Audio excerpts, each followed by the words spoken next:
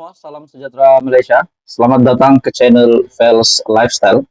Tuan-tuan dan puan-puan yang saya amat hormati sekalian, tiba-tiba saja gempar satu Malaysia, gempar seluruh Perikatan Nasional terutamanya PAS, setelah Presiden PAS Tan Sri Abdul Hadi Awang disahkan telah masuk semula, sekali lagi masuk ke IJN. Saudara-saudara, saya mendapat satu berita ataupun satu kenyataan dari entry Twitter Buletin RMS. Saya tidak pasti ini sahih atau tidak, tapi menurut entry Twitter Buletin RMS, di mana menunjukkan bahwa Hadi dimasukkan ke IJN. Sebelum kita mendengar tentang topik ini, kita juga mengetahui bahwa keputusan mahkamah yang menolak Ahmad Amzad membatalkan kemenangan beliau, dan pada masa yang sama Hadi Awang juga kemenangan beliau di Parlimen Marang tetap diteruskan, tidak dibatalkan. Nah, tiba-tiba pula kita mendengar hari ini di mana dalam satu artikel ataupun satu entry Twitter dari Buletin RMS, Hadi dimasukkan ke IJN. Anda boleh melihat di Twitter Buletin RMS. Dalam satu gambar yang dikongsi melalui entry Twitter ini, Abdul Hadi dimasukkan ke IJN. Presiden PAS Datuk Seri Abdul Hadi Awang sekali lagi dimasukkan ke Institut Jantung Negara IJN untuk tempoh beberapa hari. Setiausaha politiknya Syahir Sulaiman menjelaskan bahwa ahli Parlimen Marang itu sedang menerima rawatan susulan di institut berkenaan atas nasihat doktor. Marilah kita berdoa supaya Datuk Seri Tuan Guru dikurniakan kesembuhan dan kesihatan untuk terus berkhidmat kepada umat. Terima kasih, katanya dalam kenyataan malam tadi. Syahir bagaimanapun tidak memperincikan bila Abdul Hadi ditempatkan di IJN. Kali terakhir Abdul Hadi dimasukkan ke IJN untuk pemeriksaan susulan kesihatan ialah pada 1 April lalu dan diarahkan doktor supaya berehat.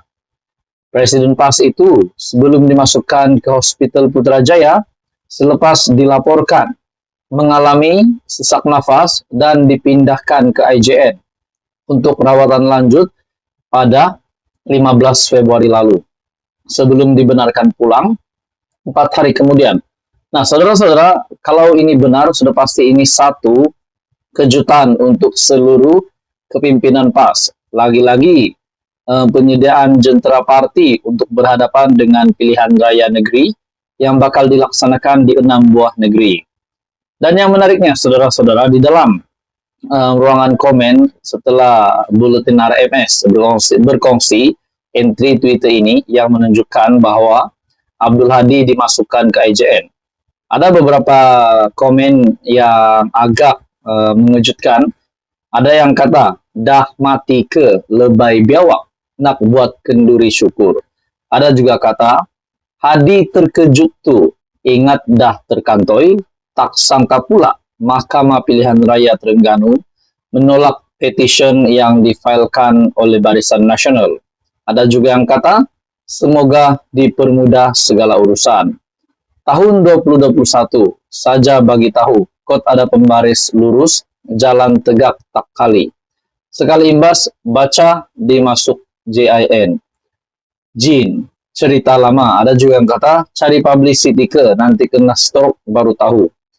Jadi saudara-saudara, ada juga yang kata di sini, biar kat dalam tu lama-lama, tak keluar lagi bagui. Suruh aja, ada yang kata aman sikit negara. Jadi saudara-saudara, penerimaan dari netizen ini sangat mengejutkan lah. Walaupun kita tahu, pernah Abdul Hadi masuk ke IJN, namun sekali lagi dalam entry Twitter Buletin RMS, dalam entry Twitter ini mengatakan, Hadi dimasukkan lagi ke IJN. Presiden PAS Tan Sri Abdul Hadi Awang. Saudara-saudara, saya tidak pasti atau artikel ini betul atau tidak. Namun, penerimaan rakyat Malaysia itu pasti mengejutkan setelah melihat komen-komen sebentar tadi. Jadi apa komen Anda saudara-saudara? Teruskan bersama di dalam channel ini. Jangan lupa tekan butang like, share, dan subscribe. Halo semua, salam sejahtera Malaysia. Ini satu keputusan mahkamah yang pasti menggemparkan seluruh Malaysia, menggemparkan seluruh kepimpinan Perikatan Nasional khususnya, disebabkan di dalam keputusan mahkamah ini berkaitan dengan bicara kes rasuah RM 15 juta dan melibatkan nama salah satu kepimpinan tertinggi Perikatan Nasional ataupun Bersatu, di mana nama yang disebut adalah Ketua Pembangkang sendiri, yaitu Datuk Seri Hamzah Zainuddin, di mana beliau dalam bicara kes rasuah RM 15 juta dikait bekas Menteri KDN. Saudara-saudara, dari Malaysia Kini, Mei 2024, bicara kes rasuah RM 15 juta dikait bekas Menteri KDN. Mahkamah Session di Kuala Lumpur menetapkan 10 hari pada Mei tahun depan untuk perbicaraan penuh seorang Datuk Seri yang didakwa atas 4 pertuduhan rasuah yang menyebut nama bekas Menteri Dalam Negeri Hamzah Zainuddin.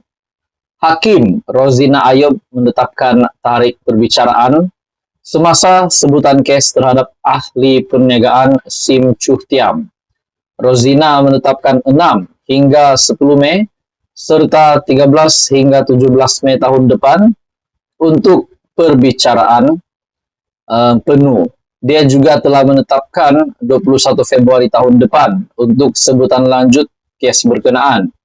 Sim berdepan 1 pertuduhan meminta dan 3 pertuduhan menerima rasuah membabitkan RM 15 juta yang kononnya berlaku 2 tahun lalu. Pada 10 Mei lalu, Sim mengaku tidak bersalah dan memohon untuk dibicarakan. Berhubung 4 pertuduhan rasuah yang dituduh dilakukan antara Jun, tiada tarikh tentu disebut, dan 30 Julai 2021. Lelaki berusia 63 tahun itu dituduh melakukan kesalahan itu sebagai dorongan untuk Hamzah yang ketika itu Menteri Dalam Negeri semasa pentadbiran Perikatan Nasional untuk membantu Asia Coding Center Sendirian Berhad untuk mendapatkan sebarang projek daripada agensi di bawah kementerian berkenaan. Sim dituduh meminta dan menerima rasuah daripada pengarah urusan Asia Coding Center, Hep Kim Hong, melalui Syed Abu Zafran Syed Ahmad. Tertuduh didakwa melakukan kesalahan itu di Solaris Dutamas, Jalan Dutamas 1, Kuala Lumpur. Pertuduhan didakwa mengikut Section 16 dalam kurungan E dalam kurungan B Akta SPRM 2009 dengan Section 24 dalam kurungan 1 Akta sama memperuntukkan hukuman penjara maksimum tidak melebihi 20 tahun serta denda tidak kurang 5 kali ganda jumlah rasuah yang terlibat atau RM 10.000 yang mana lebih tinggi jika tertuduh didapati bersalah. Dia dibenarkan diikat jamin dengan RM 1 juta dengan seorang penjamin dan diarahkan supaya menyerahkan pasportnya serta melaporkan diri di Ibu Pejabat SPRM terdekat di Kuala Lumpur sebulan sekali. Pada 11 Mei lalu, Hamzah yang juga adalah Ketua Pembangkang mendakwa tindakan mengaitkan namanya dalam 4 pertuduhan rasuah dalam kes tersebut adalah sebagai muslihat politik yang bertujuan untuk mencemarkan nama baiknya. Jadi pada akhirnya, Hamzah yang juga adalah Ketua Pembangkang hari ini mendakwa tindakan mengaitkan namanya dalam 4 pertuduhan rasuah dalam kes tersebut adalah sebagai muslihat politik. Jadi sekarang sudah pasti Hamzah tidak berpuas hati setelah namanya dikaitkan dengan 4 pertuduhan rasuah tersebut. Jadi saudara-saudara, dari Malaysia Kini, Mei 2024, bicara kes rasuah RM 15 juta dikait bekas Menteri KDN. Apa komen Anda? Teruskan bersama di dalam channel ini untuk info yang seterusnya. Jangan lupa tekan butang like, share, dan subscribe.